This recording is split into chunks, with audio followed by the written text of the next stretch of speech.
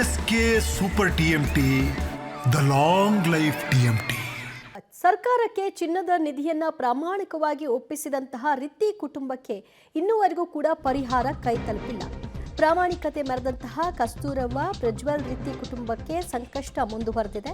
ಪರಿಹಾರದ ದುಡ್ಡು ಕೊಡ್ತಾ ಇಲ್ಲ. ಈ ಕಡೆ ಸೈಟ್ ಎಲ್ಲಿದೆ ಅನ್ನೋದನ್ನು ಕೂಡ ಗುರುತು ತೋರಿಸ್ತಿಲ್ಲ.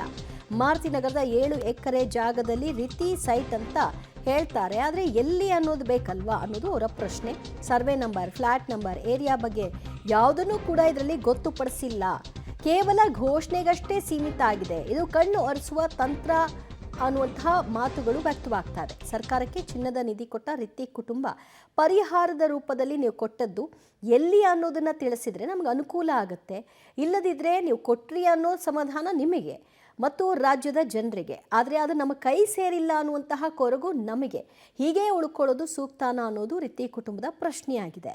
ಅವರಿಗೆ ಮೇಲ್ನೋಟಕ್ಕೆ ಮಾತ್ರ ಸನ್ಮಾನಗಳನ್ನ ಮಾಡಿದ್ದು, ಆದರೆ ಅದಾದ ನಂತರದಲ್ಲಿ ಏನು ಅನ್ನೋ ಪ್ರಶ್ನೆಗೆ ಇನ್ನೂ ಉತ್ತರ ಸಿಕ್ಕಿಲ್ಲ.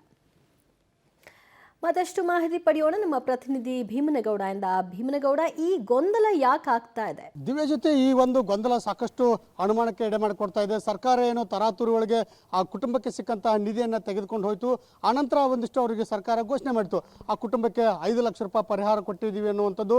ಜಿಲ್ಲಾ ಉಸ್ತುವಾರಿ ಸಚಿವರಾದಂಥ HK ಪಾಟೀಲ್ರವರ ನೇತೃತ್ವದಲ್ಲಿ ಗಣರಾಜ್ಯೋತ್ಸವ ಸಂದರ್ಭದಲ್ಲಿ ಜಿಲ್ಲಾಡಳಿತ ಮತ್ತು ಜಿಲ್ಲಾ ಪಂಚಾಯಿತಿ ಮತ್ತು ಜಿಲ್ಲಾ ಉಸ್ತುವಾರಿ ಸಚಿವರಾದಂಥ HK ಪಾಟೀಲ್ರ ನೇತೃತ್ವದಲ್ಲಿ ಆ ಕುಟುಂಬಕ್ಕೆ 5 ಲಕ್ಷ ರೂಪಾಯಿ ಪರಿಹಾರ ಕೊಡ್ತು. ಆದರೆ ಆ ಪರಿಹಾರ ಇನ್ನೂವರೆಗೂ ಕೂಡ ಅವ್ರ ಅಕೌಂಟ್ಗೆ ಜಮಾ ಆಗಿಲ್ಲ ಅನ್ನುವಂಥದ್ದು ಒಂದು ನೋವು ಕಾಡ್ತಾ ಇದೆ. ಇನ್ನೊಂದು, ಆ ಕುಟುಂಬಕ್ಕೆ 30-40 ಸೈಟ್ ಕೊಡ್ತೀನಿ ಅಂತ ಹೇಳಿದ್ರು. ಆದರೆ ಸೈಟ್ ಎಲ್ಲಿದೆ, ಯಾವ ಏರಿಯಾದಲ್ಲಿದೆ, ಅದರ ಸರ್ವೆ ನಂಬರ್ ಏನು ಇನ್ನೂವರೆಗೂ ಕೂಡ ಗೊತ್ತಿಲ್ಲ. ಈ ಸಂಬಂಧಪಟ್ಟಂಗೆ ಆ ಲಕ್ಕುಂಡಿ ಏನು ಗ್ರಾಮ ಪಂಚಾಯತಿ ಒಂದು ಗ್ರಾಮ ಪಂಚಾಯತಿಯವರು ಒಂದು ಲಕ್ಕುಂಡಿ ಹೊರವಲಯದ ಒಂದು ಮಾರುತಿನಗರ ಅಂತಿದೆ. ಆ ಮಾರುತಿನಗರದಲ್ಲಿ ಗ್ರಾಮ ಪಂಚಾಯತ್ಗೆ ಸಂಬಂಧಪಟ್ಟಂಥ ಒಂದು 7 ಎಕರೆ ಜಮೀನಿದೆ. ಆ ಜಮೀನನ್ನು ಈಗ ಆಲ್ರೆಡಿ ಒಂದು 174 ಪ್ಲಾಟ್ಗಳನ್ನು, ಸೈಟ್ಗಳನ್ನು ಆಲ್ರೆಡಿ ಬೇರೆ ಬೇರೆ ಫಲಾನುಭವಿಗಳು ಹಂಚಿಕೆ ಮಾಡಲಾಗಿದೆ. ಈ ಒಂದಿಷ್ಟು ಕೆಲವು ಜನ ಅದರಲ್ಲಿ ನಿವೇಶನ ಕಟ್ಕೊಂಡು ಸಹ ವಾಸ ಮಾಡ್ತಾ ಇದ್ದಾರೆ. ಆದರೆ ಅಂತಹ ಒಂದು ಪ್ರದೇಶದಲ್ಲಿ ಇವ್ರ ಪ್ಲಾಟ್ ನಂಬರ್ ಏನು, ಇವ್ರ ಸರ್ವೆ ನಂಬರ್ ಏನು, ಯಾವ ಏರಿಯಾ ಏನು ಎತ್ತಂತ ಇನ್ನೂವರೆಗೂ ಕೂಡ ಅದನ್ನು ಗೊತ್ತುಪಡಿಸುವಂಥ ಕೆಲಸ ಮಾಡಿಲ್ಲ.